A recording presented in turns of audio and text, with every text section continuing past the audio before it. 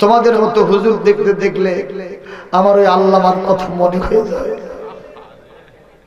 বগুড়া বনানী ময়দানে যতদিন তাফসীর মাহফিল হয়েছে, আমি কোনোদিন রিকশা চালায়া বাড়িতে পয়সা নিয়ে যাই নাই, চাল ডাল তরি তরকারি কিনি নাই, বউ বেটিরে না খাওয়া রাখছি, তাফসীর মাহফিল ফান্ডে আমি টাকাটা জমা দিয়েছিলাম।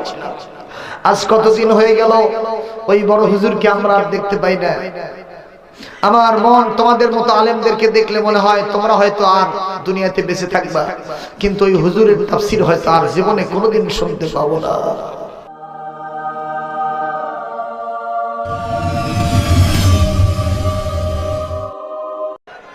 রিকশা চালক কি নাম? রিকশা চালক, মুরব্বী মানুষ, চুল পাকা দাড়ি পাকা, পার হালে গেছে।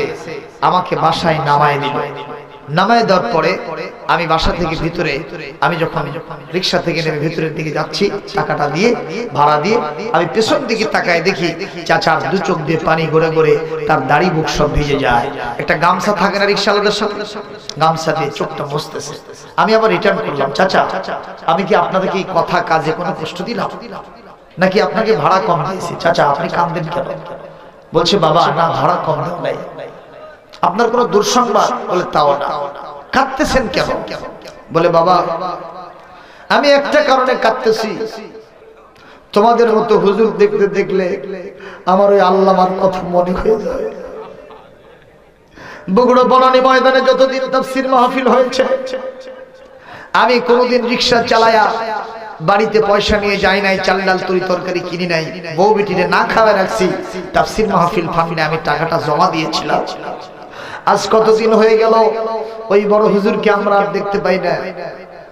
আমার মন তোমাদের মতো আলেমদেরকে দেখলে মনে হয় তোমরা হয়তো আর দুনিয়াতে বেঁচে থাকবা, কিন্তু ওই হুজুরের তাফসীর হয়তো আর জীবনে কোনোদিন শুনতে পাবো না।